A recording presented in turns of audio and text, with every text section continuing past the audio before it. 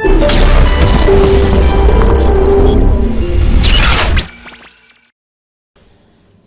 Student, आज जो topic हम लोग स्टार्ट करने वाले हैं उसका नाम है नामकरण पद्धति। इंग्लिश में इसको हम बोलते हैं नोमेनक्लेचर। तो आज इसी टॉपिक को हम लोग स्टार्ट करेंगे। तो देखिए, इसको स्टार्ट करने से पहले सबसे पहले हम बात करते हैं कार्बनिक रसायन की। ये हमने लिखा टॉपिक यहां पर,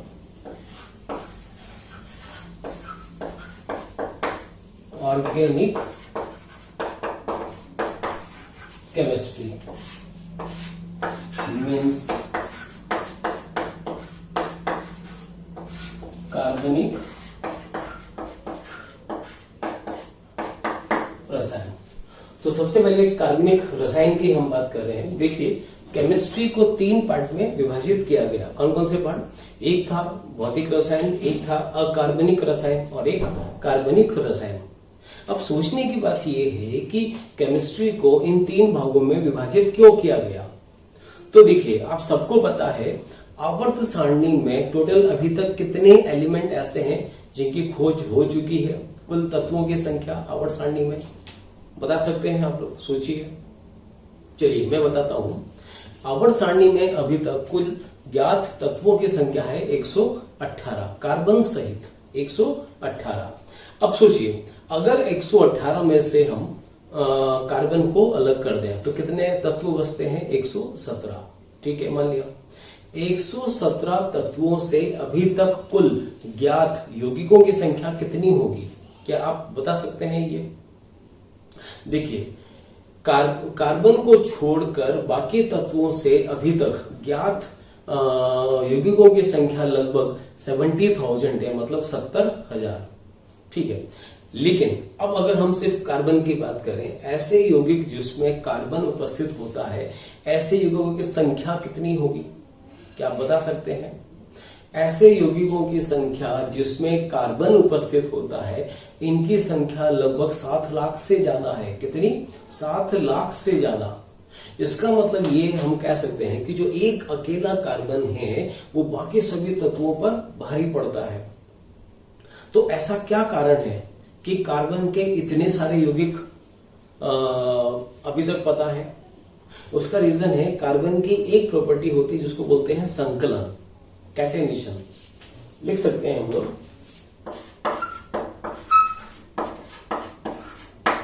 संकलन। तो संकलन का मतलब ये है कि कार्बन के अंदर सेल्फ लिंकिंग, मतलब खुद से जुड़ने की क्षमता होती है। इट मीन्स यूं कहें कि कार्बन परमाणु दूसरे कार्बन परमाणु से जुड़ सकता है या फिर दूसरे अलग तत्वों जैसे oxygen, sulphur, nitrogen, chlorine, bromine, इनसे भी जुड़कर अलग अलग यौगिक बना सकता है। तो इस प्रॉपर्टी के कारण ही कार्बन के इतने सारे यौगिक संभव होते हैं। तो अब हम लोग बात कर रहे थे कि कार्बनिक रसायन का मतलब क्या हुआ।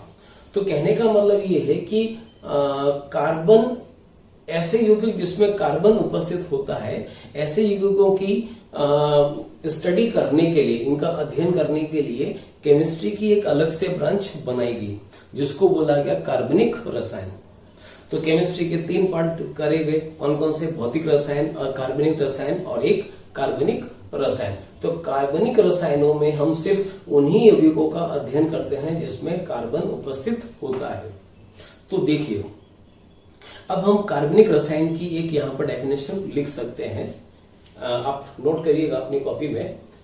रसायन की वह शाखा जिसके अंतर्गत हम हाइड्रोकार्बन तथा उसके व्युत्पन्नों का अध्ययन करते हैं उसे हम कार्बनिक रसायन कहते हैं। ठीक है, अब देखिए, ये जो डेफिनेशन हमने यहां पर दी है, इसमें हमने 2 वर्ड काम में लिए। कौन कौन से वर्ड? एक तो हमने बोला है हाइड्रोकार्बन और एक बोला उसके व्युत्पन्न। तो सबसे पहले हम बात करें हाइड्रोकार्बन होता क्या है। तो देखिए,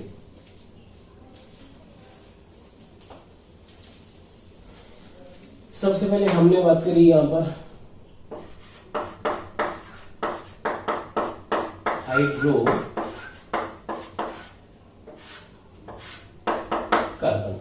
अब बताइए हाइड्रोकार्बन क्या होता है। तो ये जो वर्ड है, इस वर्ड से ही हमें समझ में आ रहा है कि हाइड्रोकार्बन में हाइड्रो का मतलब हाइड्रोजन और कार्बन मीन्स कार्बन, मतलब ऐसे यौगिक जिसमें सिर्फ कार्बन और हाइड्रोजन ही उपस्थित हो हाइड्रोकार्बन कहलाते हैं। तो देखिए इसका एग्जांपल हम लोग ले सकते हैं यहाँ पर, जैसे ये हमने लिखा एल्केन। अब देखिए एल्केन का हम फर्स्ट कंपाउंड यहां पर ले सकते हैं CH4। हम सभी को पता है इसका नाम होता है मीथेन। दूसरा यौगिक C2H6, इसको कहा जाता है एथेन। C3H8, इसका नेम होता है प्रोपेन। इसी प्रकार से C4H10, इसको कहते हैं ब्यूटेन। और इसके अलावा और भी कई सारे कंपाउंड हम लोग यहाँ पर ले सकते हैं। कौन कौन से? ब्यूटेन के बाद 4 कार्बन का मतलब ब्यूटेन, और उसके बाद 5 कार्बन का यौगिक पेंटेन, हेक्सेन, हेप्टेन। तो ये जो सभी कंपाउंड है कौन कौन से? Methane, ethane, propane, butane, pentane, hexane, ये सब के सब क्या है? एल्केन। और ठीक से अगर हम ध्यान से देखें तो इन सभी यौगिकों में कार्बन है और कार्बन के अलावा हाइड्रोजन है। तो ऐसे यौगिकों को हम बोलते हैं हाइड्रोकार्बन। ठीक है, अब देखिए हाइड्रोकार्बन को यहाँ पर हम 2 भागों में विभाजित कर सकते हैं। एक होता है संतृप्त हाइड्रोकार्बन और एक असंतृप्त हाइड्रोकार्बन। तो एल्केन में कार्बन परमाणु के बीच में जो बंध होता है वो हम सभी को पता है, वो बंध होता है सिंगल, एकल बंध होता है, सिंगल बॉन्ड।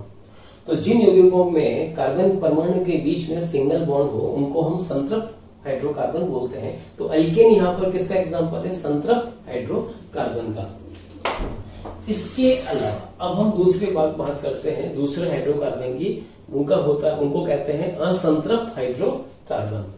तो नेक्स्ट हमने लिखा असंतृप्त हाइड्रोकार्बन का एग्जांपल एल्कीन। अब देखिए एल्कीन की हम बात करें तो यहां पर हमने फर्स्ट कंपाउंड लिखा एल्कीन का CH2 डबल बॉन्ड CH2। इस कंपाउंड का नेम होता है एथीन। ये हमने यहां पर नाम लिखा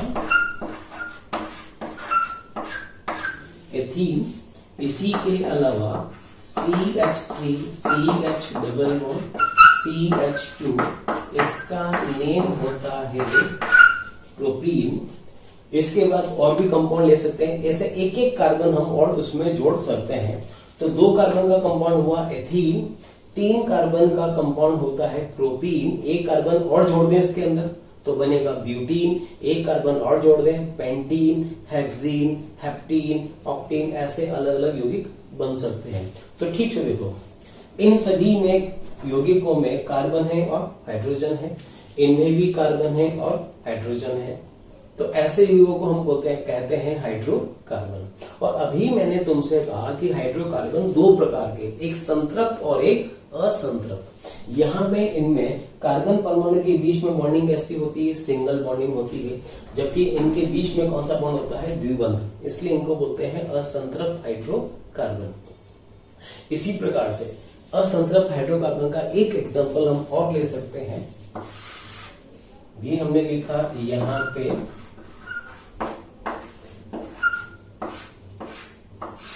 एल्काइन। अब देखिए एल्काइन का एग्जांपल हम ले सकते हैं CH ट्रिपल बॉन्ड CH। इसका नेम होता है इथाइन। ठीक है, अब इथाइन में ठीक से देखें तो कार्बन के बीच में कौन सा बॉन्ड है? ट्रिपल बॉन्ड है। तो जिनमें कार्बन के बीच में ट्रिपल बॉन्ड होते हैं वो होते हैं एल्काइन। ऐसे यौगिक भी असंतृप्त यौगिक होते हैं। तो असंतृप्त यौगिकों की डेफिनेशन हम कह सकते हैं कि ऐसे हाइड्रोकार्बन जिनमें कार्बन परमाणु के मध्य या तो द्विबंध उपस्थित हो या फिर त्रिबंध उपस्थित हो, ऐसे यौगिकों को हम बोलते हैं असंतृप्त हाइड्रोकार्बन। ठीक है, और भी हम इसमें एग्जांपल ले सकते हैं। कैसे एग्जांपल ले सकते हैं? देखिए 2 कार्बन है, अब 2 कार्बन में 1 कार्बन और हम जोड़ दें तो यहां पर ये हमने 1 कार्बन और जोड़ा, C सिंगल बॉन्ड C, उसके बाद ट्रिपल बॉन्ड C लगा दिया। ठीक है, तो ये 2 कार्बन का एल्काइन और ये 3 कार्बन का एल्काइन। अब देखिए एक चीज और समझना है, यहां पर हमने यौगिक को इस प्रकार से लिखा है, सिर्फ कार्बन लिखा है, कार्बन के साथ हमने कोई हाइड्रोजन नहीं लिखा है, लेकिन हमें पता होना चाहिए कि यौगिक में किस कार्बन के पास कितने हाइड्रोजन उपस्थित होने चाहिए। तो देखो, हमें सबको पता है कार्बन की जो संयोजकता होती है वो 4 होती है। सबको पता है कितनी होती है? 4। अब हमें इस वाले कार्बन पर हाइड्रोजन लगाने हैं। कितने हाइड्रोजन आएंगे? या तो 1 आएगा, या 2, या 3, या 4। 4 से ज्यादा हाइड्रोजन आ नहीं सकते। क्यों? क्योंकि कार्बन की संयोजकता होती ही 4 है। अब देखिए, इस कार्बन के पास पहले से कितने बंध उपस्थित हैं? बस यही वाला है। तो इस कार्बन के पास एक ही बंध उपस्थित है। बचे कितने बंध? और कितने बंध बना सकता है? 3। तो इसके पास अब हाइड्रोजन उपस्थित होंगे CH3, H3 होंगे। तो ये हुआ CH3। इस वाले कार्बन के पास सही है। अब आप सोच के बताइए कि इस वाले C के पास कितने H होंगे, कितने H आ सकते हैं। तो इस कार्बन के पास अभी कुल कितनी संयोजकता है, कितने बॉन्ड हैं, गिन के देखा। इस कार्बन के पास इधर 1 बॉन्ड है और 3 इधर है। कितने होंगे?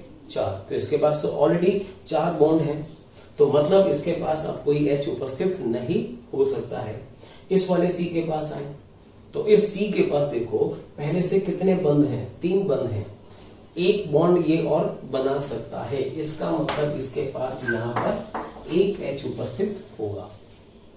तो ये बना 3 कार्बन का एल्काइन। अब बताइए इस कार्बन का नाम क्या होगा? तो 3 कार्बन के एल्काइन का नाम होता है प्रोपाइन। ठीक है। तो 2 कार्बन का इथाइन, 3 कार्बन का प्रोपाइन, 4 कार्बन का ब्यूटाइन, पेंटाइन, हेक्साइन, हेप्टाइन, ऐसे अलग अलग एल्काइन हम बना सकते हैं। तो एक बार फिर से देखो, हम टॉपिक क्या पढ़ रहे थे? हम लोग पढ़ रहे थे हाइड्रोकार्बन। तो एक बार फिर से मुझे बताइए, हाइड्रोकार्बन का मतलब क्या हुआ? ऐसे यौगिक जिसमें कार्बन और हाइड्रोजन उपस्थित हो, हाइड्रोकार्बन कहलाते हैं। हाइड्रोकार्बन 2 प्रकार के होते हैं, संतृप्त एंड असंतृप्त। संतृप्त हाइड्रोकार्बन का डेफिनेशन कौन? एल्केन। एल्केन का मतलब क्या? ऐसे यौगिक जिसमें कार्बन परमाणु के मध्य सिर्फ एकल बंध उपस्थित हो, एल्केन कहलाते हैं। और एक होता है असंतृप्त हाइड्रोकार्बन। असंतृप्त का मतलब जिनमें 2 कार्बन परमाणुओं के मध्य या तो द्विबंध उपस्थित हो या त्रिबंध उपस्थित हो, असंतृप्त हाइड्रोकार्बन कहलाते हैं। और असंतृप्त हाइड्रोकार्बन का मतलब एल्कीन तथा एल्काइन।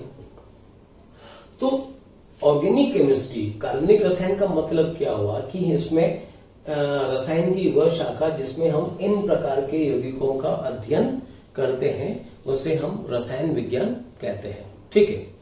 तो ये तो हुआ ऑर्गेनिक केमिस्ट्री का डेफिनेशन। ठीक है। थोड़ा सा एक बात हम और करें। अभी हमने यहाँ पर बात करी हाइड्रोकार्बन की, अब हम बात करेंगे हाइड्रोकार्बन व्युत्पन्नों की।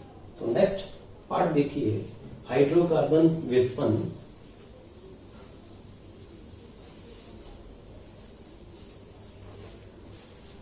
नेक्स्ट इज हाइड्रोकार्बन व्युत्पन्न। अब देखिए, हाइड्रोकार्बन व्युत्पन्न का मतलब क्या हुआ?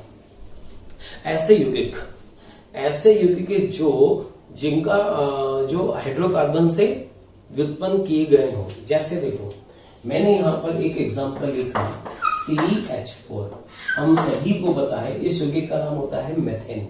चलिए, ये हमने इसका नाम भी लिखा मेथेन। अगर इसमें से एक H को हम हटा दें और बदले में एक Cl जोड़ दें तो यौगिक क्या बनेगा? CH3Cl। इसका नाम होता है मैथिल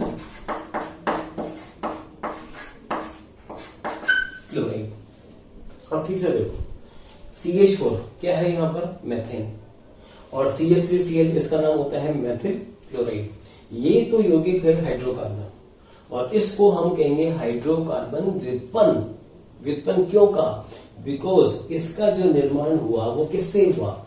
इससे हुआ। और ये क्या था? हाइड्रोकार्बन था, इसलिए इसको कहा जाएगा हाइड्रोकार्बन व्युत्पन्न। अच्छा, हमसे ये कहा जाए कि ये हाइड्रोकार्बन व्युत्पन्न है, किस प्रकार का व्युत्पन्न है, ये हमसे कहा जाए तो हम कहेंगे इसमें बताइए कौन सा विषम परमाणु है? क्लोरीन है। कितना है? 1 है।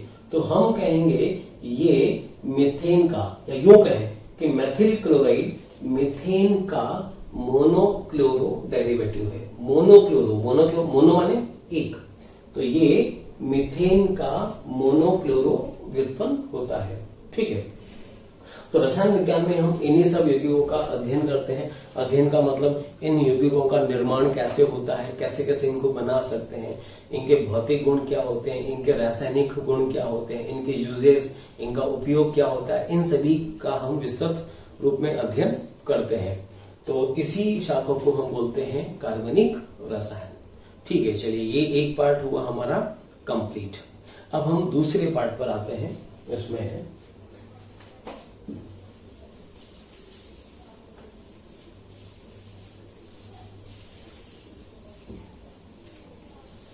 देखिए, दूसरा भाग है इसका अणुओं का प्रदर्शन।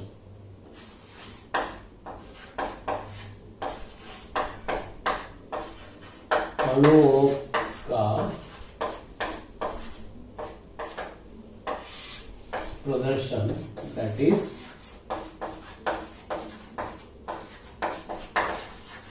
Representation of molecule. ठीक है, देखिए कैसे कैसे हम इनको रिप्रेजेंट कर सकते हैं। तो यहां पर एक टेबल से हम इसको समझा सकते हैं।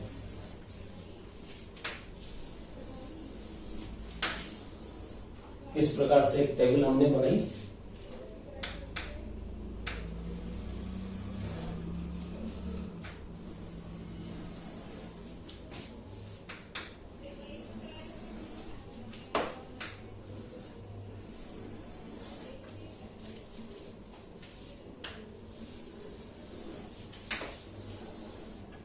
ठीक है, देखिए अब इस टेबल में क्या लिखना है हमें, यहां पे लिखेंगे हम पहला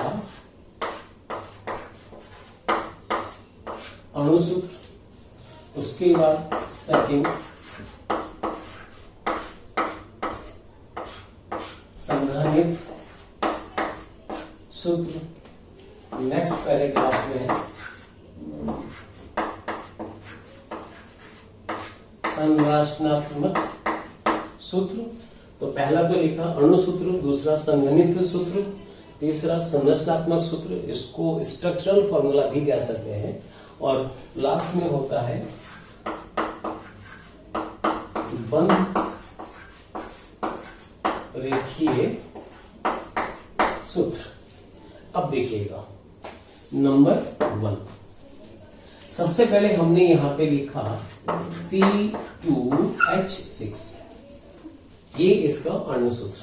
अगर हम इसका संघनित सूत्र बनाए तो कैसे लिखेंगे, ये हमने लिखा, कितने कार्बन है यहाँ पर, 2 कार्बन है, तो 2 कार्बन में को हमने ऐसे बनाया C सिंगल बॉन्ड C।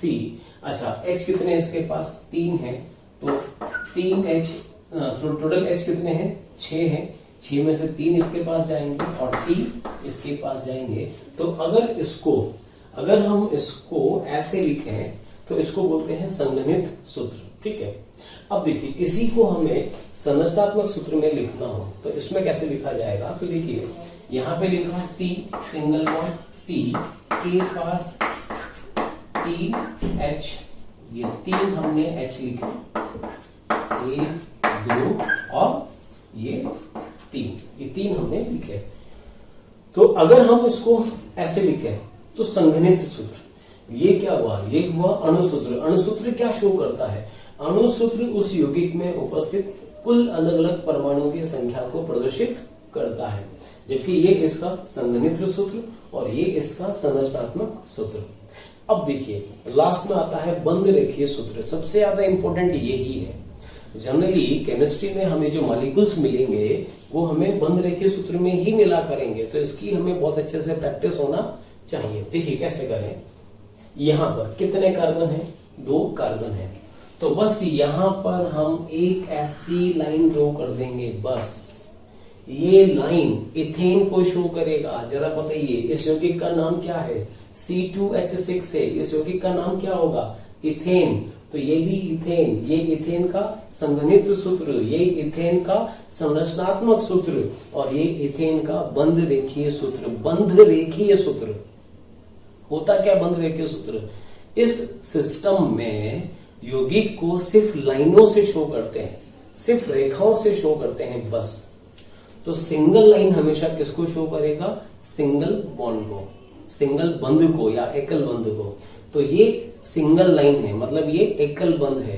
तो एकल बंध के इधर भी कार्बन होगा और इधर भी कार्बन होगा, और अगर कार्बन है तो डेफिनेटली उनके पास हाइड्रोजन भी उपस्थित होंगे।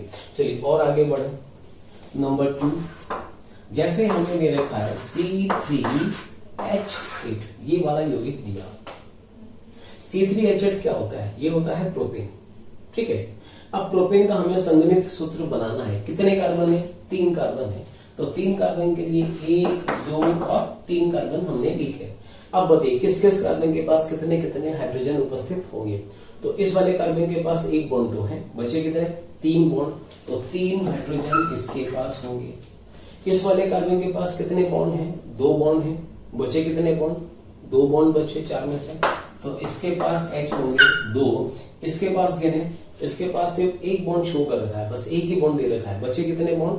3 बॉन्ड, तो इसके पास होंगे H3। तो ये बना प्रोपेन का संघनित सूत्र। अब इसी के हमें संरचनात्मक सूत्र बनाना है। संरचनात्मक कैसे बनाएंगे? तो ये देखो, यहां पे लिखा कार्बन कार्बन कार्बन, 3 कार्बन लिखे। अब पहले कार्बन पर कितने हाइड्रोजन है? 3, कैसे लिखेंगे?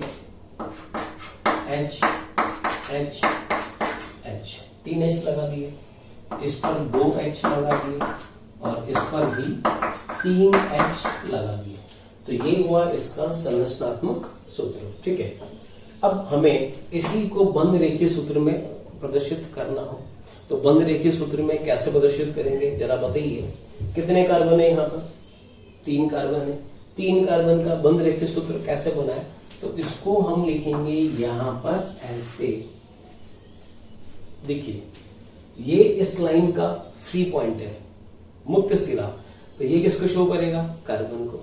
ये भी किसको शो करेगा? कार्बन को। 2 कार्बन ये हो गए, और ये दोनों लाइन है, ये दोनों रेखाएं जहां कट हो रही है वो भी कार्बन को ही प्रदर्शित करेगा। तो कुल कितने कार्बन होंगे? 1, 2 और 3। तो अच्छा, ये सिंगल लाइन का मतलब सिंगल बॉन्ड, ये भी सिंगल लाइन, ये भी सिंगल बॉन्ड। आ रही है बात समझ में?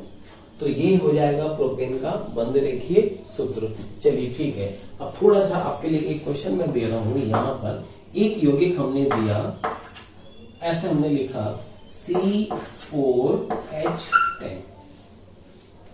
C4H10 हमने ये अणुसूत्र दिया और इसको हमने नाम दिया ब्यूटेन।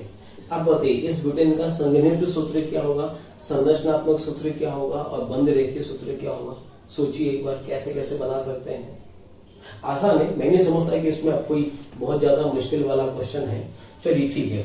तो अब ब्यूटेन का हम संघनित सूत्र बनाए। देखिए कितने कार्बन है। सबसे पहले हम कार्बन लिखेंगे, कार्बन लिखने के बाद फिर हम हाइड्रोजन लिखेंगे। तो कितने कार्बन है? 4। तो ये हमने यहाँ पर 1, 2, 3, 4 ऐसे 4 कार्बन लिखे।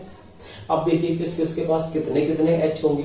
इसके पास 1 बॉन्ड दे रखा है, तो इसके पास होंगे 3 हाइड्रोजन, इसके पास होंगे 2 हाइड्रोजन, इसके पास भी 2 हाइड्रोजन और इसके पास 3 हाइड्रोजन। यही बात समझ। तो ये हो गए 4 कार्बन ब्यूटेन। अच्छा, अब इसका संरचनात्मक सूत्र बनाना है, तो इसको हम इस प्रकार से लिख सकते हैं। कैसे? ये देखिए, पहला कार्बन, दूसरा, तीसरा, चौथा। इसके पास कितने हाइड्रोजन होंगे? 3। इसके पास 2, इसके पास 2, इसके पास 3। ये इसका हुआ संरचनात्मक सूत्र। अब हमें इसका बनाना है बंध रेखीय सूत्र। हालांकि इस बंध रेखीय सूत्र को हम अभी अलग से इसकी स्टडी करेंगे कि ये इसको और कैसे हम बना सकते हैं। लेकिन सबसे पहले हम बात करें ब्यूटेन का बंध रेखीय सूत्र कैसे होगा। तो देखिए कितने कार्बन की चेन है? 1, 2, 3 और 4। तो इसको हम यहाँ पर ऐसे बना देंगे। ये जो लाइन होती है इसको बोलते हैं जिगजैग लाइन, जिगजैग लाइन, ठीक है। तो अब इसको देखकर बताइए कितने कार्बन इसमें उपस्थित है, सोच के बताइए। यहाँ पे कार्बन होगा, एक यहाँ कार्बन होगा, एक यहाँ होगा और एक यहाँ पर भी कार्बन होगा। तो ये 4 कार्बन की संरचना। अब बात ये है कि ये जो 4 प्रकार के सूत्र हैं, इनका विशेष यूज है क्या? तो देखिए, इन सब में अगर हमें किसी यौगिक को लिखना है तो इसमें ऐसा कौन सा सिस्टम है जिसको बनाने में टाइम सबसे कम लगता है और इंफॉर्मेशन पूरा मिलता है? तो उस हिसाब से देखें तो इसको बनाने में भी टाइम कम लगेगा, इसमें भी डेफिनेटली टाइम कम लगेगा, इसको बनाने में टाइम ज्यादा लगेगा। जितने ज्यादा एटम हम प्रदर्शित करेंगे टाइम उतना भी ज्यादा लगेगा। लेकिन अगर ध्यान से देखें तो ऐसी संरचना बनाने में टाइम सबसे कम लगता है, सिर्फ लाइनें ही तो ड्रॉ करनी है। तो जनरली अणुओं को हम इस सिस्टम से रिप्रेजेंट करते हैं, प्रदर्शित करते हैं। आई बात समझ में? तो कहने का मतलब ये है कि इन सब में सबसे ज्यादा इंपॉर्टेंट हमारे लिए कौन हुआ? बंध रेखीय सूत्र। तो इसकी हमें बहुत अच्छे से स्टडी होना जरूरी है। तो चलिए ठीक है, ये तो हमने सब लिया। अब हम इसकी अलग से स्टडी करते हैं, बंध रेखीय सूत्र की। कई प्रकार के युगों की हम इसमें स्टडी करेंगे। तो देखिए,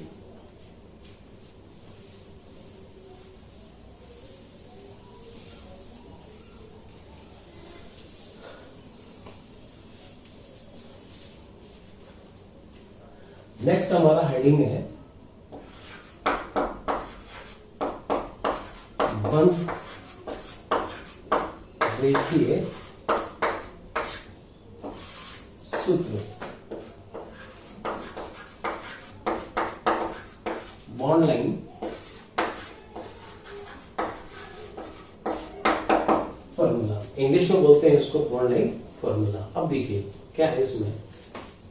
नंबर 1 यौगिक हमें दिया, एक सिंगल लाइन दे रखी है, फिर हमें एक लाइन ऐसे बना रखा है, फिर हमें एक लाइन ऐसे बना रखा है।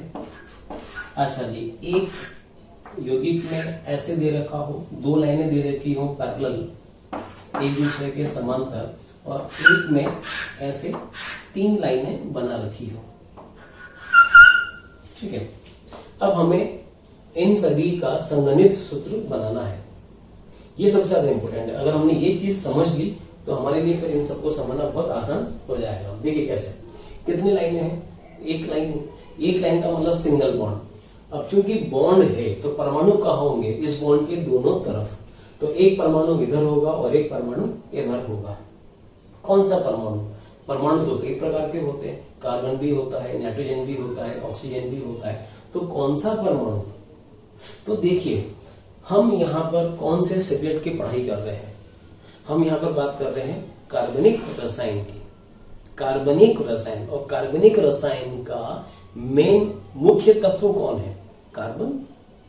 तो सीधी सी बात है, अगर कहीं पर कुछ नहीं लिखा है तो फिर वहां पर किस परमाणु को हम मानेंगे? कार्बन को मानेंगे। बस इस बंध रेखीय सूत्र में कार्बन ही ऐसा परमाणु है जिसको कभी भी नहीं लिखा जाता। इसके अलावा अगर कोई दूसरा परमाणु उपस्थित है, ऑक्सीजन है, सल्फर है, क्लोरीन है, ब्रोमीन है, नाइट्रोजन है, फास्फोरस है, कुछ भी है, अगर है तो लिखना पड़ेगा। तो सिर्फ कार्बन ही ऐसा तत्व है जिसको यहाँ पर नहीं लिखा जाता है। तो यहाँ पर देखिए, ये एक सिंगल लाइन है, तो मतलब दोनों तरफ परमाणु होंगे। कौन से परमाणु होंगे? कार्बन ही होगा। तो सबसे पहले सिंगल लाइन का मतलब हमने सिंगल बॉन्ड बनाया, इधर भी कार्बन और इधर भी कार्बन लिखा। ठीक है, कार्बन लिखा, लेकिन अभी भी ये अधूरा है। तो यहाँ पर अब है और क्या लिखना पड़ेगा? हाइड्रोजन लगाने पड़ेंगे। अब बताइए, इस सी के पास कितने हाइड्रोजन आएंगे? इस कार्बन के पास एक बॉन्ड तो हम लिख चुके हैं, तो डेफिनेटली इसके पास 3 संयोजकताएं इसकी और बच रही है। तो यहाँ पर कितने H होंगे? 3। इसी प्रकार से इसका भी एक बॉन्ड लिखा जा चुका है, तो इसके पास भी कितने H होंगे? 3। इसका नाम होगा एथेन। वैसे एक चीज मैं और बता दूं आपको यहाँ पर, जैसे मैंने तुमसे कहा इसका नाम होता है एथेन। किन्हीं को आप में से अभी इनका नाम लिखने में कुछ समस्याएं आएंगी। किसी का नाम आप लिख पाएंगे, किसी का नाम आप नहीं लिख पाएंगे। तो याद रखिए, हमारा जो टॉपिक चल रहा है वो टॉपिक चल ही नोमेनक्लेचर रहा है। तो नेमिंग तो हम कुछ टाइम के बाद स्टार्ट करेंगे। अभी तो हम बस ये बता रहे हैं कि कहीं बार कोई यौगिक अगर लिखना है तो कैसे लिखा जाए, कैसे उसको समझा जाए। रही बात उनके नामकरण की, तो वो तो हम कुछ टाइम के बाद पढ़ेंगे इसे, तो उसकी हमें चिंता नहीं होनी चाहिए। अब जैसे ये यौगिक दे रखा है, मुझे इसकी संरचना बनानी है, कैसे बनाएंगे बताइए, सोच के कितने इसमें कार्बन होंगे, सोच के बताइए। तो देखो, आई थिंक आप लोगों ने सॉल्व कर लिया होगा अब तक। तो एक कार्बन यहाँ पर, एक कार्बन यहाँ पर, और दोनों लाइनें यहाँ पर कट रही है, एक दूसरे को काट रही है। तो दो रेखाएं जहां पर एक दूसरे को काटे वो भी कार्बन को ही प्रदर्शित करेगा। तो कितने कार्बन होंगे, 1, 2 एंड 3। तो ये हमने लिखा 1, 2 एंड 3, ये 3 कार्बन की संरचना। H कितने होंगे, इसके पास 3, इसके पास 2 और इसके पास 3। तो देखिए 3 कार्बन का ये कौन सा यौगिक हुआ, प्रोपेन। ठीक है, यहां पर आइए, आप सोच के जवाब दीजिए, इसमें कितने कार्बन होंगे। तो यहाँ पर इस जगह भी कार्बन होगा, यहाँ भी कार्बन, यहाँ भी कार्बन और यहाँ पर भी कार्बन। कितने कार्बन आ रहे हैं, 1, 2, 3 एंड 4। तो ये हमने लिखा 1, 2, 3, 4। इसके पास H3, यहाँ पर H2, यहाँ पर H2 और यहाँ पर H3। तो बताइए कितने इसमें कार्बन होंगे, 1, 2, 3, 4। बॉन्डिंग कैसी है, सिंगल बॉन्डिंग है, तो इसका नाम होगा ब्यूटेन। ठीक है, तो ये हुआ इथेन, ये प्रोपेन और ये ब्यूटेन। अब इस पर आओ, 4th नंबर का यौगिक, 2 लाइनें दे रखी है, एक दूसरे के समांतर है। तो समांतर 2 रेखाएं हमेशा द्विबंध को प्रदर्शित करेगी। ये द्विबंध है, डबल बॉन्ड। कैसे लिखें, ये हमने लिखा डबल बॉन्ड।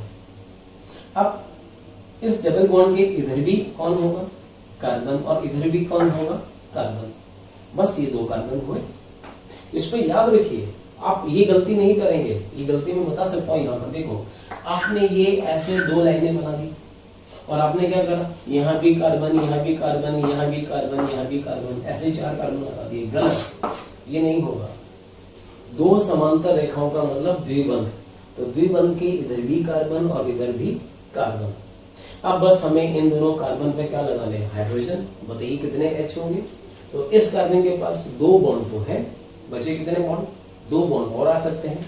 तो 2 यहाँ पे क्या होंगे, हाइड्रोजन, और इसके पास भी H कितने होंगे, 2।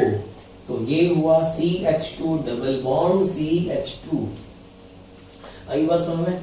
तो इसको कहेंगे इथीन। ठीक है, इस वाले पर आइए, इस वाले में यहाँ पर कितनी लाइनें दे रखी है एक दूसरे के समांतर, 3 लाइनें। तो 3 लाइन का मतलब ये हुआ त्रिबंध, ट्रिपल बॉन्ड। तो इसको अब हम शो कैसे करें, 1 लाइन, 2 लाइन, 3 लाइन, ये बना ट्रिपल बॉन्ड। तो ट्रिपल बॉन्ड के इधर भी कार्बन और इधर भी कार्बन बना दिया। चलिए, अब कार्बन की संयोजकता 4 होती है, तो 4 पूरी करनी पड़ेगी। कैसे पूरा करें, इस कार्बन के पास 3 बॉन्ड तो है, बचा कितना बॉन्ड, एक और बच रहा है। तो एक और में यहाँ पे कौन आएगा, H। इसी प्रकार से इधर भी यहाँ पे कौन आएगा, H। तो ये बना क्या, इथाइन। तो ये हुआ बॉन्ड लाइन फॉर्मूला। और वैसे आपको याद होगा एक यौगिक ऐसा है जो आप लोग पहले पढ़ते आ रहे हैं, 9th क्लास में भी पढ़ा होगा, 10th में भी पढ़ा होगा, सभी ने। जैसे ये कंपाउंड सबने पढ़ा होगा,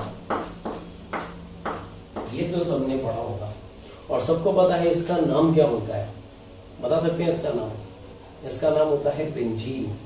तो बेंजीन को हमने ऐसे शो करा, तो ये कौन सा रिप्रेजेंटेशन हुआ, ये क्या हुआ, ये बेंजीन का कौन सा सूत्र है, संरचनात्मक सूत्र है या बंध रेखीय सूत्र है, जरा बताइए। डेफिनेटली लाइनें दे रखी है, सिर्फ लाइनें दे रखी है, तो ये हुआ क्या, ये बंध रेखीय सूत्र हुआ। आई बात समझ। तो अब हमें इसकी अगर संरचना बनानी है तो कैसे बनाएंगे, जहां जहां पर भी ये लाइनें कट रही है वहां पे कौन होगा, कार्बन कार्बन, इन सभी जगहों पे कौन होगा, कार्बन। यहाँ पे डबल बॉन्ड, यहाँ डबल और यहाँ पर भी डबल। अब देखो कार्बन की वैलेंसी कितनी होती है, 4 में से देखो हर एक कार्बन की 3 वैलेंसी है, 3 वैलेंसी यहाँ, इस कार्बन की भी 3 वैलेंसी यहाँ। तो डेफिनेटली यहाँ पे हर एक कार्बन पर कितने H होंगे, 1 1। तो ये बेंजीन का बंध रेखीय सूत्र और ये बेंजीन की संरचनात्मक सूत्र। आई बात समझ में? तो कहने का मतलब ये है, कोई भी यौगिक अगर ऐसे दे रखा हो या फिर ऐसे लिखा हुआ है, इनको हम क्या बोलेंगे?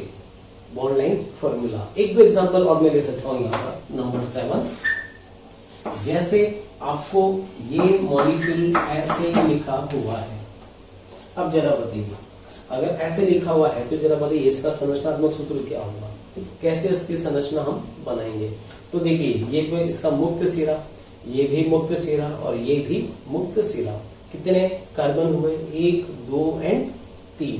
तो 3 कार्बन को हमने यहाँ पर ऐसे बना दिया, ठीक है। और बीच वाले कार्बन पर कौन जुड़ा हुआ है? OH। तो बीच वाले कार्बन पर यहाँ पे लिखा हमने OH, ठीक है। तो अब बताइए, अगर आपसे कहा जाए इसका नाम कैसे लिखेंगे, इसका नाम कैसे लिखें, तो बताइए। इसके इसमें यहाँ पर 3 कार्बन है और 3 कार्बन में बीच वाले कार्बन से कौन जुड़ा हुआ है? OH। OH क्या होता है? अल्कोहल। तो इस यौगिक का नाम होता है आइसोप्रोपिल अल्कोहल। हालांकि नामकरण की बात कर, हम कुछ टाइम के बाद समझेंगे कि ये नाम कैसे आया। तो अभी तो बस हमें यहाँ पर ये समझना है कि अगर कहीं पर भी हमें ऐसे लाइनें दे रखी हो, लाइनों की संरचना दे रखी हो, तो उसको हम संरचनात्मक सूत्र में कैसे कन्वर्ट करें। तो ये होता है बॉन्ड लाइन फॉर्मूला, ठीक है। मुझे पूरी उम्मीद है कि ये आपको अच्छे से समझ में आया होगा। चलिए आगे बढ़े। नेक्स्ट अब हम हमारा टॉपिक होगा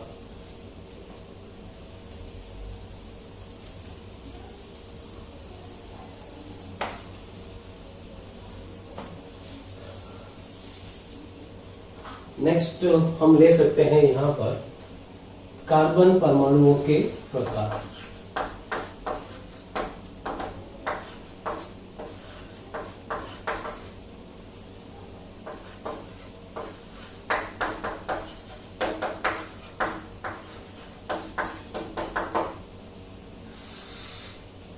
कार्बन परमाणुओं के प्रकार, टाइप्स ऑफ कार्बन एटम, ये हमने लिखा है यहां पर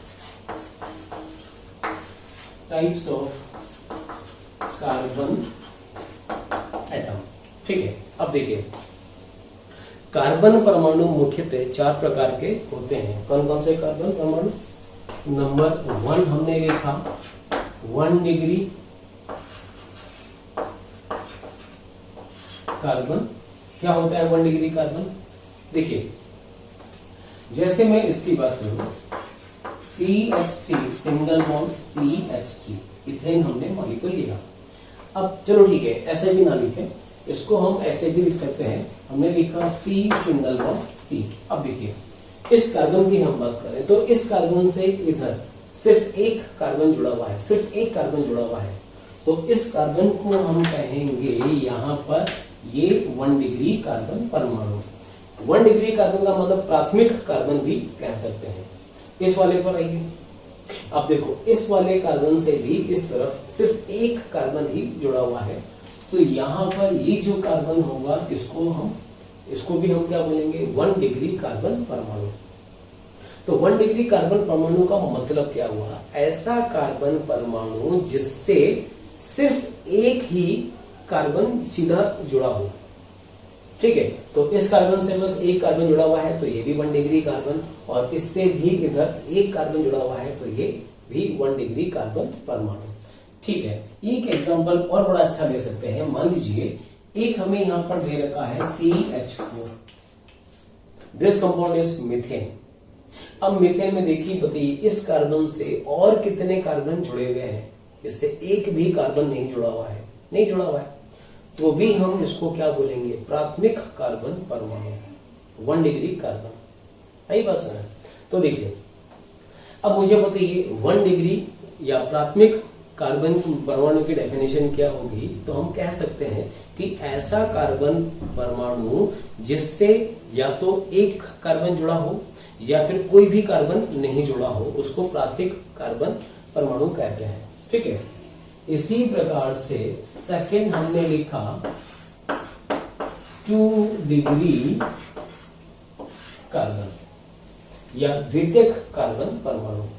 तो देखिए द्वितीयक कार्बन परमाणु का मतलब क्या है, हमने यहाँ पे लिखा C single bond C single bond C, ये हमने एक संरचना बनाई।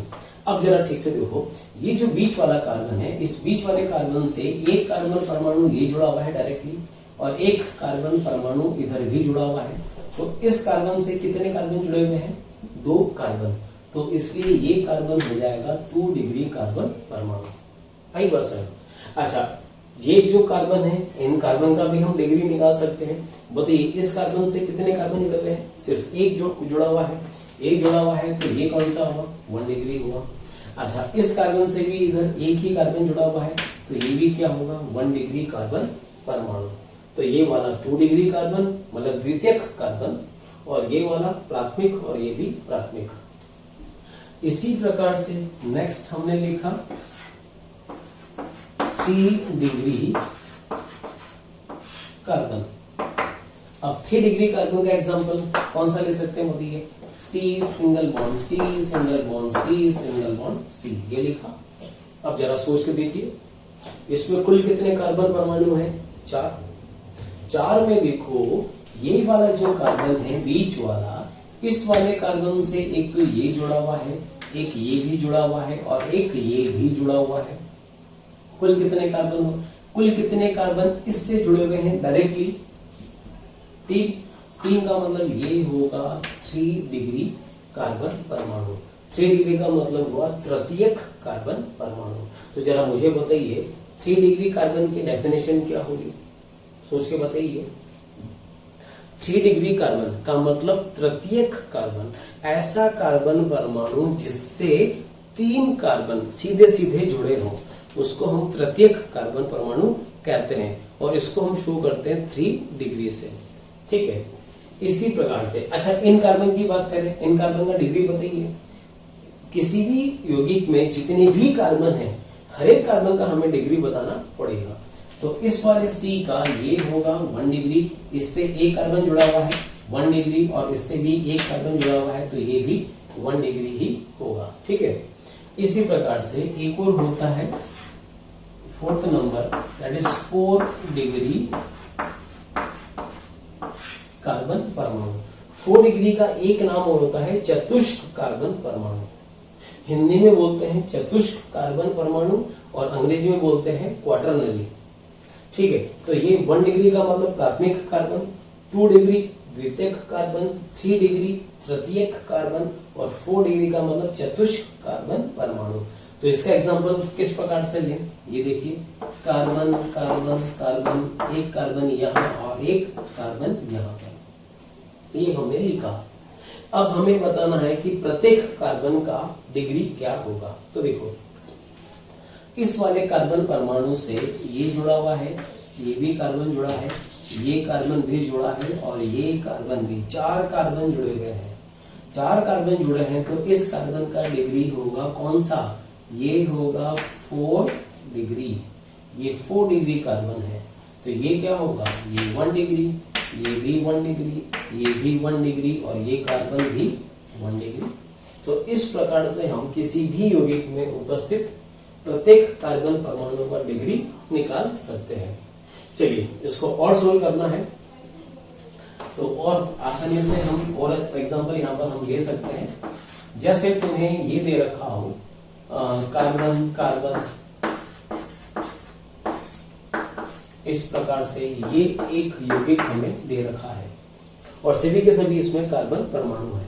हमें बताना है कि प्रत्येक कार्बन का डिग्री क्या होगा। एक बार फिर से, कार्बन परमाणु कितने प्रकार के, 4 प्रकार के। कौन कौन से प्रकार, प्राथमिक कार्बन, द्वितीयक कार्बन, तृतीयक कार्बन एंड चतुष्क कार्बन। प्राथमिक कार्बन का मतलब जिससे कोई भी कार्बन न जुड़ा हो या सिर्फ एक कार्बन जुड़ा हो। द्वितीयक कार्बन का मतलब जिससे 2 कार्बन जुड़े हो। तृतीयक कार्बन का मतलब जिससे 3 कार्बन जुड़े हो।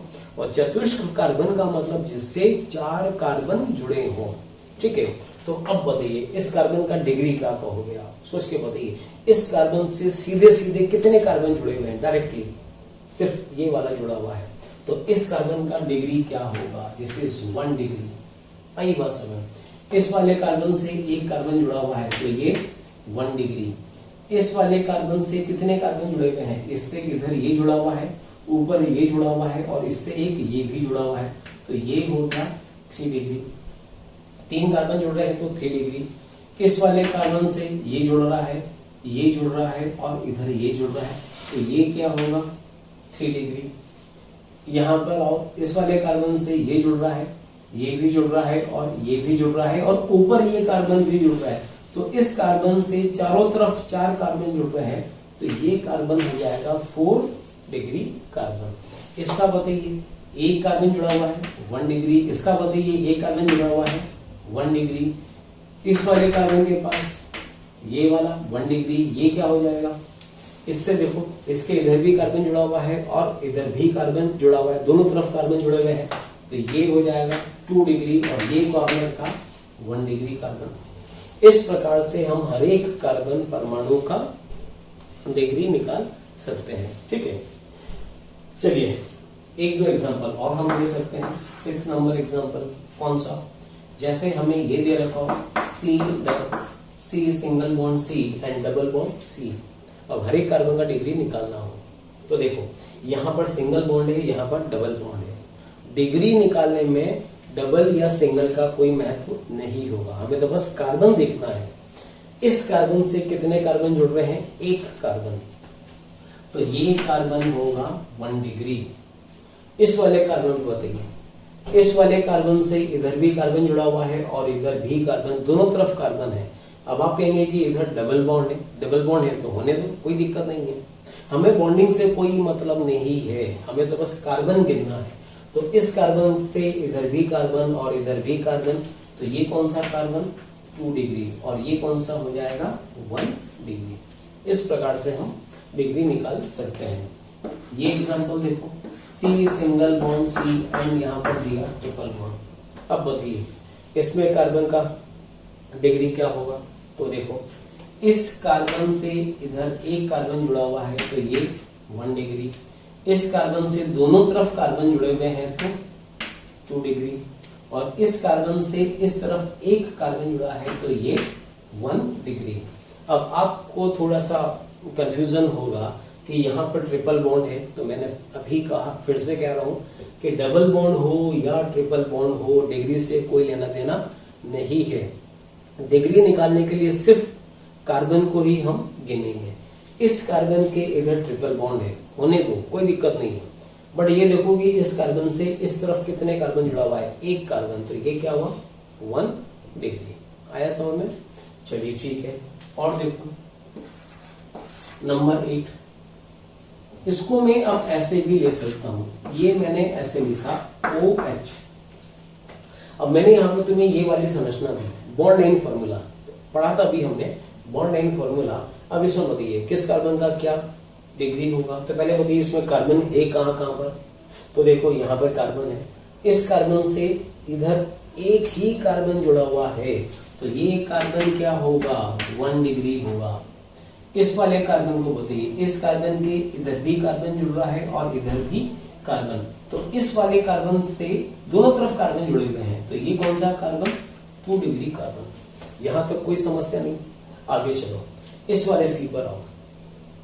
अब इस सी से देखो इस कार्बन का डिग्री क्या होगा, तो देखो यहां पर एक गलती हमें हो सकती है। हम क्या करेंगे, इसके इधर देखा एक बॉन्ड इधर है, एक बॉन्ड इधर है, 2 बॉन्ड का मतलब 2 डिग्री, गलत, बिल्कुल गलत। हमें बॉन्डिंग नहीं करना है, हमें कार्बन गिनने हैं। तो इस वाले यहाँ पे कौन है कार्बन, इस कार्बन के इधर एक कार्बन जुड़ा हुआ है और इस कार्बन के इधर ऑक्सीजन जुड़ा हुआ है, ना कि कार्बन। चूंकि इस कार्बन के इधर ऑक्सीजन है, ऑक्सीजन से हम डिग्री डिसाइड नहीं करेंगे, डिग्री डिसाइड सिर्फ किससे करेंगे, कार्बन से। तो यहां पर देखो फिर से, इस वाले कार्बन से इधर एक कार्बन और इधर तो ऑक्सीजन है, तो कार्बन तो एक ही जुड़ रहा है, तो ये कौन सा कार्बन होगा 1 डिग्री कार्बन होगा। तो इस प्रकार से हम कार्बन का डिग्री निकाल सकते हैं। ठीक है, और देखो जैसे आपको ये मॉलिक्यूल दे रखा है सी सिंगल बॉन्ड सी, यहाँ लिखा हुआ है Cl, यहाँ पे लिखा हुआ है OH, यहाँ पे एक कार्बन, ऐसे हमें एक मॉलिक्यूल दे रखा है।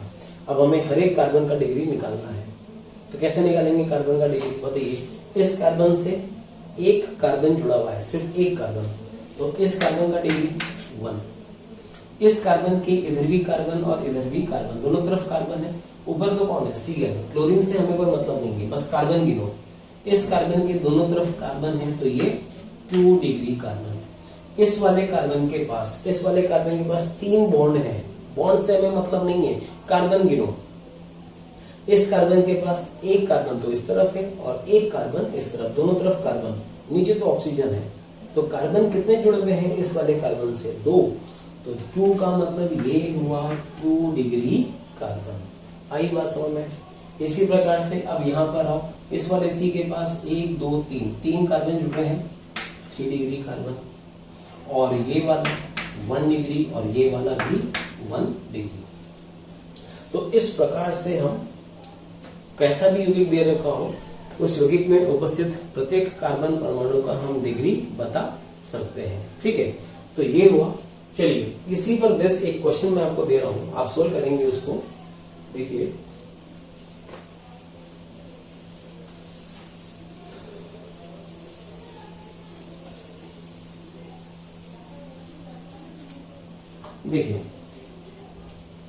आपको यौगिक दे रखा है C सिंगल बॉन्ड C। ये एक यौगिक होता है जिसका नेम होता है isooctane. This compound is isooctane. तुम्हें बताना है इस यौगिक में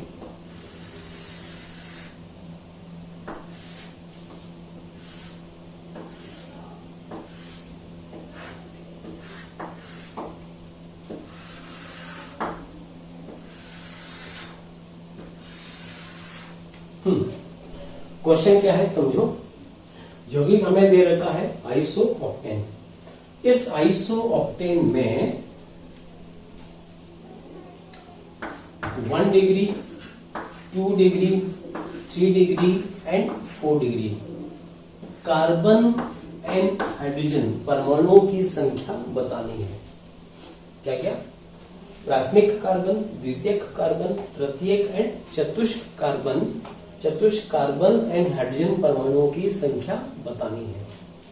तो क्या करेंगे, सबसे पहले इस यौगिक में सब जगह कार्बन लिखा हुआ है, हाइड्रोजन कहीं भी नहीं लिखा हुआ। तो चलो ठीक है, पहले हाइड्रोजन लिख ले।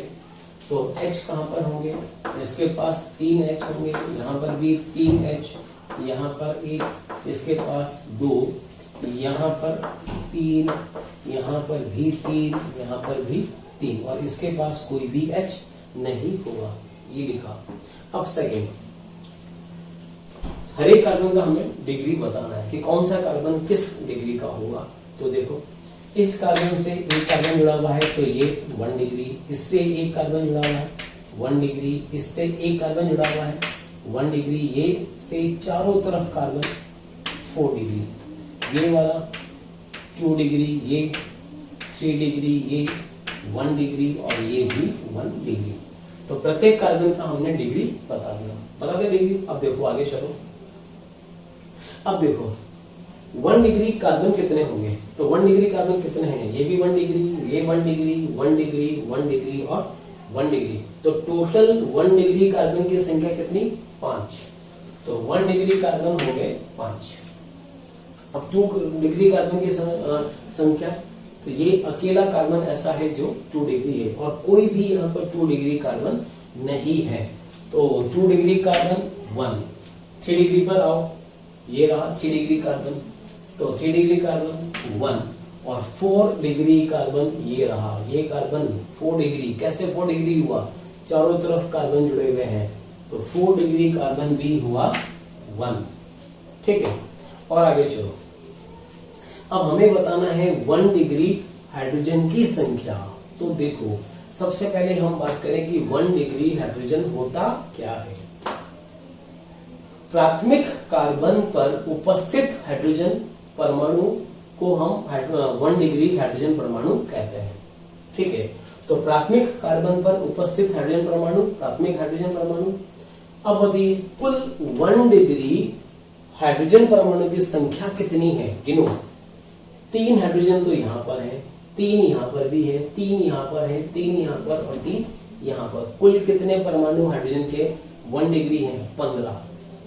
तो 15 हाइड्रोजन परमाणु तो कौन से हुए, 1 डिग्री के।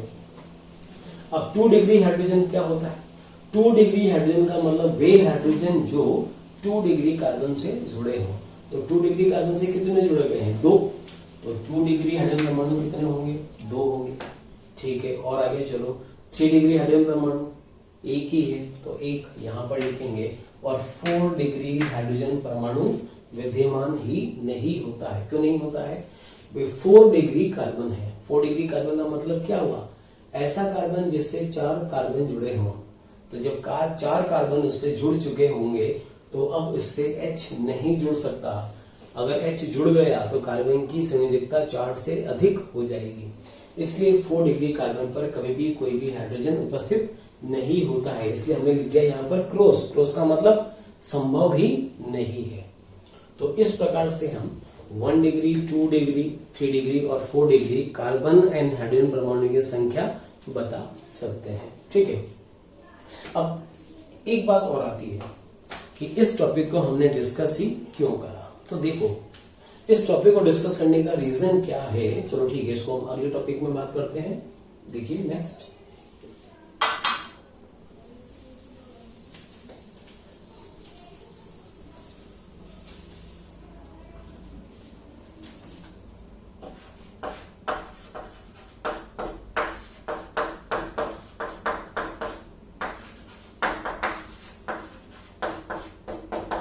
नेक्स्ट हेडिंग है अल्कोहलों के प्रकार।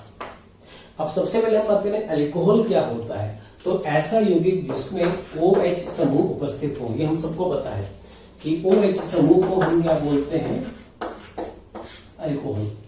तो जिस किसी यौगिक में OH ग्रुप उपस्थित हो उसको हम अल्कोहल कहते हैं। अब देखो, जो अल्कोहल होते हैं वो 3 प्रकार के अल्कोहल होते हैं। कौन कौन सा, एक होता है सर्वप्रथम 1 डिग्री अल्कोहल। देखिए 1 डिग्री अल्कोहल से मतलब क्या हुआ, मतलब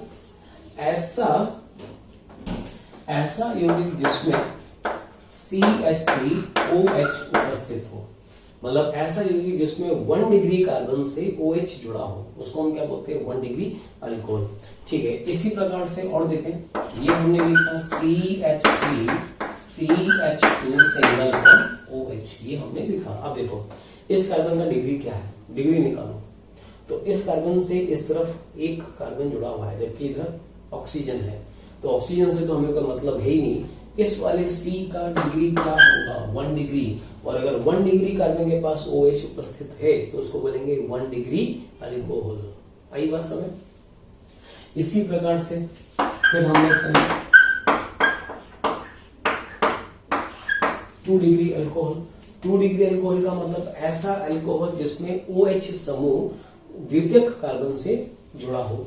तो जैसे ये हमने लिखा CH3 CH3, यहाँ पे लिखा OH। जरा इसमें इन सभी जो कार्बन परमाणु हैं इनका अगर हम डिग्री निकालें तो बताइए डिग्री क्या होगा, बता सकते हो डिग्री। तो देखो यहाँ पर इस कार्बन का, जिस कार्बन पर OH समूह उपस्थित है उस कार्बन का डिग्री क्या है, 2 डिग्री है। क्योंकि ये कार्बन 2 डिग्री है और 2 डिग्री कार्बन से कौन जुड़ा हुआ है, OH। तो इसको हम बोलेंगे 2 डिग्री अल्कोहल या फिर सेकेंडरी अल्कोहल या फिर द्वितीयक अल्कोहल, कुछ भी बोल सकते हैं। क्या क्या नाम हो सकता है, द्वितीयक अल्कोहल, सेकेंडरी अल्कोहल इंग्लिश में कहें तो, और ऐसे कहें तो 2 डिग्री अल्कोहल। इसी प्रकार से एक और होता है 3 डिग्री अल्कोहल। अब देखिए 3 डिग्री अल्कोहल की हम बात करें तो बताइए 3 डिग्री अल्कोहल किस प्रकार का अल्कोहल होगा, बता सकते हैं क्या होगा उसमें। जैसे ये हमने एक संरचना लिखी, carbon single bond carbon single bond carbon, ये हमने कार्बन लिखा। ठीक है, एक कार्बन संरचना बनी। बताइए सभी कार्बन का डिग्री क्या होगा। ये वाला कार्बन 1 डिग्री, ये भी 1 डिग्री, ये भी 1 डिग्री और ये 3 डिग्री कार्बन है। क्योंकि ये 3 डिग्री कार्बन है तो इस वाले C पर अगर हम OH लगा दें तो ये हो जाएगा 3 डिग्री अल्कोहल। तो कहने का मतलब जो अल्कोहल होते हैं उनका वर्गीकरण हम कार्बन परमाणुओं के आधार पर कर सकते हैं। अगर 1 डिग्री कार्बन से OH समूह जुड़ा हो तो प्राथमिक अल्कोहल कहेंगे। 2 डिग्री कार्बन से OH जुड़ा है तो सेकेंडरी अल्कोहल या फिर द्वितीयक अल्कोहल कहेंगे। और अगर 3 डिग्री कार्बन से OH जुड़ा है तो उसको हम तृतीयक अल्कोहल कहते हैं। और इसी आधार पर हम हैलाइडों का वर्गीकरण भी कर सकते हैं। देखो कैसे, ये हमने लिखा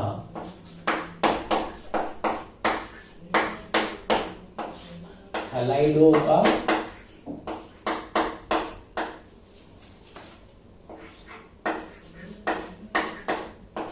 वर्गीकरण। तो सबसे पहले हैलाइड होते क्या है? हैलाइड का मतलब होता है हैलोजन, और हैलोजनों को हम शो किससे करते हैं? सबको पता होगा, X से रिप्रेजेंट करते हैं। X का मतलब क्या हुआ? फ्लोरीन, क्लोरीन, ब्रोमीन या फिर आयोडीन। इनमें से कोई भी एक हैलोजन उपस्थित हो तो उस यौगिक को हम बोलते हैं हैलाइड। ठीक है, समझना। चलिए, इनमें से हम यहां पर लेके चलते हैं Cl। बेस्ट एग्जांपल हम ले सकते हैं Cl। तो देखिए, सबसे पहले हमने लिखा 1 डिग्री हैलाइड। हैलाइड भी 3 प्रकार के होते हैं। 1 डिग्री हैलाइड, 2 डिग्री हैलाइड और एक और होता है 3 डिग्री हैलाइड। 3 प्रकार के हैलाइड। अब बताइए 1 डिग्री हैलाइड का मतलब क्या हुआ? तो जैसे हमने अल्कोहल में लिखा था कि 1 डिग्री अल्कोहल क्या होता है? भाई ऐसा अल्कोहल जिसमें OH समूह, हाइड्रोक्सी समूह 1 डिग्री कार्बन से जुड़ा हो तो हम क्या बोलते हैं? 1 डिग्री अल्कोहल। इसी प्रकार से 1 डिग्री हैलाइड का मतलब क्या हुआ? कि ऐसा यौगिक जिसमें हैलोजन का मतलब कौन सा हैलोजन? कोई सा भी हैलोजन हो, फ्लोरीन हो, क्लोरीन हो, ब्रोमीन हो, कुछ भी हो। अगर 1 डिग्री, ये कौन सा कार्बन? इस कार्बन का डिग्री बताइए। अब तो आप बता सकते होंगे ये कार्बन का डिग्री क्या है? This is 1 degree carbon. तो 1 डिग्री कार्बन पर हैलोजन है तो क्या कहा जाएगा? 1 डिग्री हैलाइड। अगर सपोज यहाँ पे क्लोरीन होता तो क्या बोलते हैं? प्राथमिक क्लोराइड। ब्रोमीन होता तो प्राथमिक ब्रोमाइड। इसी प्रकार से आयोडीन होता तो प्राथमिक आयोडाइड बोल देते। चलिए, अच्छा एक एग्जांपल और ये वाला याद रखो। अगर एक अकेला कार्बन है उस पर हैलोजन उपस्थित हो X, तो ये कार्बन भी बताया था मैंने कि ऐसा कार्बन जो किसी से भी ना जुड़ा हो, किसी भी कार्बन परमाणु से नहीं जुड़ा हो, उसको भी क्या बोलते हैं? प्राथमिक कार्बन। तो ये कार्बन का डिग्री 1 डिग्री है और 1 डिग्री पे कौन उपस्थित है? X। तो ये क्या हुआ? 1 डिग्री हैलाइड। ठीक है। 2 डिग्री हैलाइड का मतलब CH3 CH3 यहां पे लगा दिया X, ये लगा दिया हमने X। ठीक है। अब बताइए X का मतलब क्या हुआ? हैलोजन। कौन सा हैलोजन? कोई सा भी हैलोजन हो सकता है। फ्लोरीन होता है, क्लोरीन, ब्रोमीन, आयोडीन, कुछ भी हो सकता है। तो इसका ये जो हैलोजन है ये जुड़ा इस कार्बन से। जरा बताइए इस कार्बन का डिग्री क्या होगा? तो ठीक से देखो, इस कार्बन से इधर भी कार्बन और इधर भी कार्बन, दोनों तरफ कार्बन। तो इस कार्बन का डिग्री क्या हुआ? 2 डिग्री। तो इसको कहा जाएगा 2 डिग्री हैलाइड। 2 डिग्री का मतलब द्वितीयक हैलाइड, सेकेंडरी हैलाइड। और 3 डिग्री हैलाइड का डेफिनेशन सोच के बताइए कौन सी संरचना होगी जिसको हम कहेंगे 3 डिग्री हैलाइड? तो देखिए कार्बन कार्बन कार्बन, ये भी कार्बन। बताइए हैलाइड बनाना है, हैलाइड के लिए जरूरी क्या है? हैलोजन हो। अब बताइए हैलोजन किस कार्बन पे लगाए? इस कार्बन का डिग्री क्या है? ये 1 डिग्री कार्बन है, जबकि ये क्या है? 3 डिग्री कार्बन है। अगर हैलोजन को यहां लगाएं तो 1 डिग्री हैलाइड बनेगा, और अगर हैलोजन को यहां पर जोड़े तो ये बनेगा 3 डिग्री हैलाइड। तो यहां पर हम लगा देंगे क्या? X। तो ये हो जाएगा 3 डिग्री हैलाइड। तो कहने का मतलब ये है कि इन टॉपिक को पढ़ने से पहले हमने कौन सा टॉपिक पढ़ा था? हमने पढ़ा था कार्बन परमाणुओं के प्रकार। तो उसको पढ़ने का उद्देश्य क्या था? कार्बन परमाणु के आधार पर ही हम अल्कोहलों का या हैलाइडों का वर्गीकरण कर सकते हैं। हमसे कभी कहा जाए बताइए अल्कोहल कितने प्रकार के होते हैं, हम आसानी से बता सकते हैं कि अल्कोहल 3 प्रकार के होते हैं। हमसे कभी कहा जाए हैलाइड कितने प्रकार के होते हैं, भाई हैलाइड भी 3 प्रकार के होते हैं। कौन कौन से प्रकार? प्राथमिक हैलाइड, द्वितीयक हैलाइड या फिर तृतीयक हैलाइड। तो इस प्रकार से हम अल्कोहलों का और हैलाइडों का वर्गीकरण कर सकते हैं।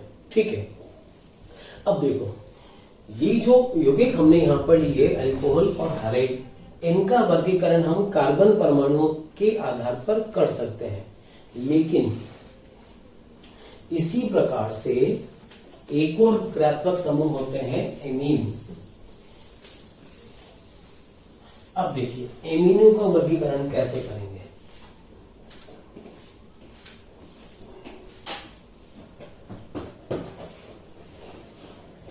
ये देखिए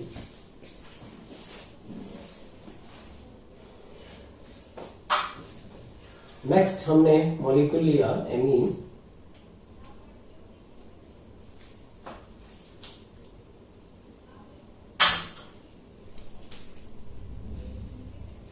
ये देखिए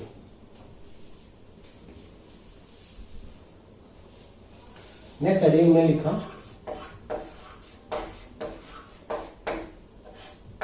एमिनो के प्रकार। अब देखिए एमीन भी 3 प्रकार की होती है। 1 डिग्री एमीन, दूसरा होता है 2 डिग्री एमीन और एक और होता है 3 डिग्री एमीन। अब देखिए तो सबसे पहले हम यहां पर बात करें नाइट्रोजन की। नाइट्रोजन जो परमाणु होता है इसकी संयोजकता होती है 3, ये हम सबको पता है। कार्बन की संयोजकता कितनी होती है 4, नाइट्रोजन की संयोजकता कितनी होती है 3। बस इसी आधार पर हम बता सकते हैं। तो देखो 1 डिग्री एमीन का मतलब अगर यौगिक में NH2 समूह उपस्थित है तो वो 1 डिग्री एमीन कहलाता है। 2 डिग्री एमीन का मतलब क्या होगा, NH हो और दोनों तरफ क्या हो, कार्बन चेन हो, इधर भी कार्बन चेन हो और इधर भी कार्बन चेन हो, उसको बोलते हैं 2 डिग्री एमीन। इसी प्रकार से 3 डिग्री एमीन का मतलब नाइट्रोजन हो और तीनों तरफ उससे कार्बन चेन जुड़ी हुई हो, तो उसको बोलते हैं 3 डिग्री एमीन। इसका मतलब ये हुआ कि एमीनों का जो वर्गीकरण होता है वो कार्बन परमाणुओं पर निर्भर नहीं करता है, ये खुद के समूह पर निर्भर करता है। जैसे मैं बात करूं यहां पर देखो, ये मैंने लिखा एक कार्बन चेन CH3NH2 ये लिखा। इसी प्रकार से मैंने एक ये लिखा CH3CH2 यहां पे लिखा NH2 और एक ये वाला एग्जाम्पल भी CH3NH2 ये हमने सारे यौगिक लिखे हैं। अब देखिए मुझसे कहा जाए यौगिक में NH2 है, NH2 मतलब यौगिक किस प्रकार का होगा, एमीन होगा। NH2 है तो एमीन होगा, लेकिन एमीन में कौन सा एमीन, तो देखो ये NH2 उपस्थित है, NH2 है तो ये कौन सा एमीन होगा, इसको हम बोलेंगे 1 डिग्री एमीन। यहां पर देखो इस वाले यौगिक में क्या उपस्थित है, NH2 उपस्थित है, तो ये भी क्या प्रकार का, ये भी 1 डिग्री एमीन ही होगा। ठीक है, इस वाले में आइए, इस वाले में देखो NH2 है, इस वाले कार्बन से जुड़ा हुआ है। जरा बताइए इस कार्बन का डिग्री क्या है, सोच के बताइए। इस कार्बन के इधर भी कार्बन जुड़ा हुआ है और इधर भी कार्बन, दोनों तरफ कार्बन है। इधर तो नाइट्रोजन है, नाइट्रोजन से मतलब नहीं है। कार्बन देखो इस कार्बन के इधर भी कार्बन और इधर भी कार्बन, कितने कार्बन है, 2 कार्बन है। तो 2 कार्बन है तो इस कार्बन का डिग्री क्या हुआ, 2 डिग्री हुआ। अब 2 डिग्री कार्बन से जुड़ा हुआ कौन है, NH2 है, 2 डिग्री कार्बन से जुड़ा है, लेकिन हम इसको 2 डिग्री एमीन नहीं कहेंगे, इसको हम 1 डिग्री एमीन ही कहेंगे। तो कहने का मतलब ऐसा क्यों, मैंने अभी आपसे कहा था कि कार्बन का डिग्री कैसा भी हो, अगर NH2 समूह जुड़ा है तो वो 1 डिग्री एमीन ही होगा। इसी प्रकार से एक एग्जांपल और देखो, यहां पर कार्बन कार्बन कार्बन कार्बन ये हमने लिया, ठीक है। इस कार्बन का डिग्री बताइए, ये वाला कार्बन 3 डिग्री का है, ठीक है, 3 डिग्री है। इस कार्बन पर अगर मैं OH लगा दूं तो ये होगा 3 डिग्री अल्कोहल। लेकिन अगर OH को हटाकर मैंने लगा दिया NH2 तो अब ये 3 डिग्री एमीन नहीं होगा, इसको हम 1 डिग्री एमीन ही कहेंगे। तो 1 डिग्री एमीन का डेफिनेशन क्या हुआ कि ऐसा यौगिक जिसमें NH2 समूह उपस्थित हो, मतलब एक तरफ कार्बन चेन हो और बाकी दो तरफ हाइड्रोजन उपस्थित हो, उसको हम क्या बोलते हैं, 1 डिग्री एमीन। इसी प्रकार से आइए 2 डिग्री एमीन। तो 2 डिग्री एमीन का मतलब ऐसा यौगिक जिसमें NH उपस्थित हो और दोनों तरफ क्या हो, कार्बन चेन। जैसे एग्जांपल में ले सकता हूं, ये लिखा मैंने NH, एक कार्बन इधर लिया और एक कार्बन मैंने इधर लिखा। तो NH के दोनों तरफ एक एक कार्बन, दोनों तरफ, और बीच में कौन है, NH। तो इसको हम कहेंगे क्या, इसको कहा जाएगा 2 डिग्री एमीन। अच्छा जी, अब इस NH के इधर एक कार्बन हो या 1000 कार्बन हो, इधर भी एक कार्बन हो या 1000 कार्बन हो, उससे कोई फर्क नहीं पड़ेगा। जैसे ये लिखा CH3 NH CH2 और CH3, जरा देखो। अब हमसे कहा जाए बताइए ये कौन सा एमीन है, सोच के जवाब दीजिए। तो यहाँ पर NH के इधर कार्बन और उधर भी कार्बन, उधर कितने कार्बन है, 2 हैं, 2 हैं, होने दो। हमें तो बस ये देखना है कि NH के दोनों तरफ कार्बन है क्या, हाँ भी है, दोनों तरफ कार्बन है। तो ये कौन सा अमाइन होगा, ये होगा 2 डिग्री एमीन। इसी प्रकार से 3 डिग्री एमीन का डेफिनेशन क्या होगा, बीच में क्या हो, नाइट्रोजन हो, इस तरफ भी कार्बन चेन, इधर भी कार्बन चेन और इधर भी कार्बन चेन, तीनों तरफ कार्बन चेन होना चाहिए। तो एग्जांपल क्या ले सकते हैं, ऐसे कई सारे एग्जांपल ले सकते हैं। CH3 CH3 ये हमने लिखा, ठीक है।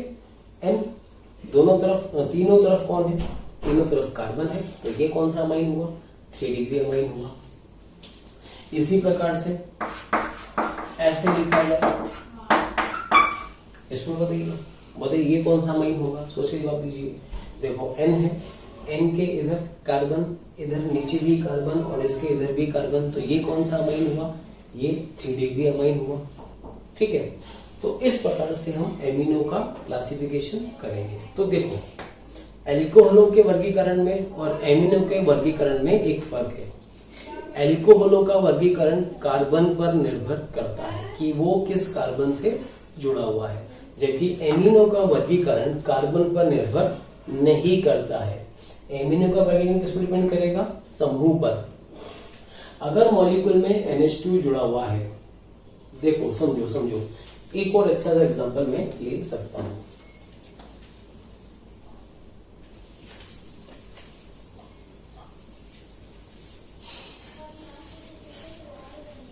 ये देखिए, जैसे यहां पर हमने लिखा, इसी को मैं यहां पर ऐसा भी ले सकता हूं। देखिए, मैंने यहां पर लिखा, ये कौन सा, पहले बताइए कार्बन का डिग्री क्या है, ये कौन सा डिग्री, 1 डिग्री, ये कौन सा 2 डिग्री, ये कौन सा 2 डिग्री, ये कौन सा 3 डिग्री, ये कौन सा कार्बन 1 डिग्री। पूरी बात समझना। अगर मैंने 1 डिग्री कार्बन पर OH लिखा तो अल्कोहल हुआ, OH का मतलब अल्कोहल। कौन सा अल्कोहल, 1 डिग्री कार्बन पर है, 1 डिग्री अल्कोहल होगा पक्का, ठीक है। यहां पर ये भी 1 डिग्री, इस पर अगर मैंने NH2 लिखा तो ये कौन सा अमाइन होगा, कौन सा एमीन होगा बताइए, ये 1 डिग्री एमीन होगा, ठीक है। इस OH को यहां से हटा दें, यहां पर लिख दें। अब OH कहां पर आया, 2 डिग्री कार्बन पर आया, तो 2 डिग्री कार्बन पर OH आया, तो ये हो जाएगा 2 डिग्री अल्कोहल। इस NH2 को यहां से हटाकर यहां लगा दे, यहां लगा दिया, तो ये पहले 1 डिग्री अमाइन था, अभी भी 1 डिग्री अमाइन ही है। अब ये कार्बन कौन सा डिग्री है, ये 2 डिग्री कार्बन है, लेकिन इस पर NH2 आया तो ये 1 डिग्री अमाइन ही होगा, इसको 2 डिग्री अमाइन नहीं कहेंगे।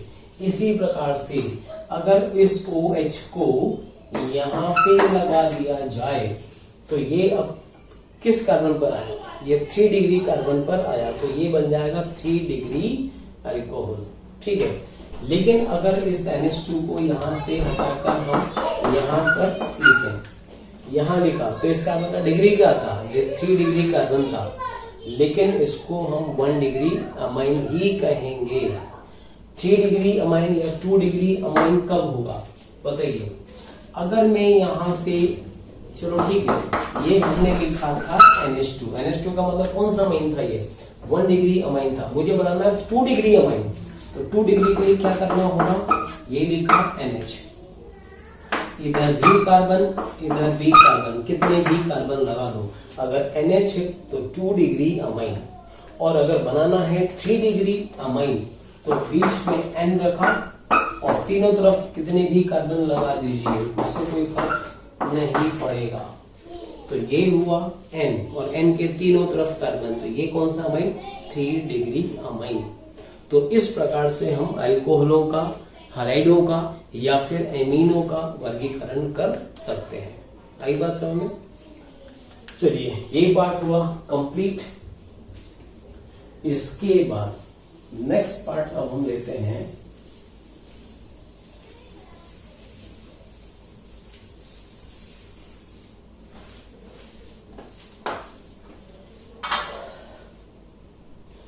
ओके, नेक्स्ट लिखेंगे समजातीय श्रेणियां।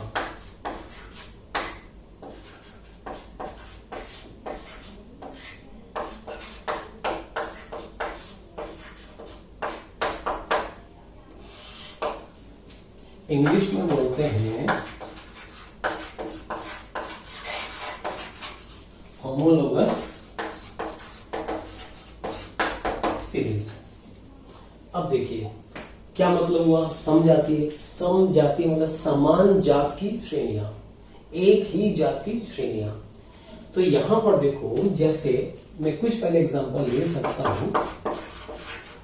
सबसे पहले मैंने लिखा एल्केन, एल्केन का फर्स्ट यौगिक कौन सा होता है, CH4। ठीक है, इसका नाम हमें पता है, इसको बोलते हैं मेथेन। इसी प्रकार से नेक्स्ट मॉलिक्यूल हमने लिखा C2, नेक्स्ट लिखा C2H6, इसको हमने कहा एथेन। इसी प्रकार से C3H8, इसको हमने कहा प्रोपेन। इसी प्रकार से C4H10, ये होता है ब्यूटेन।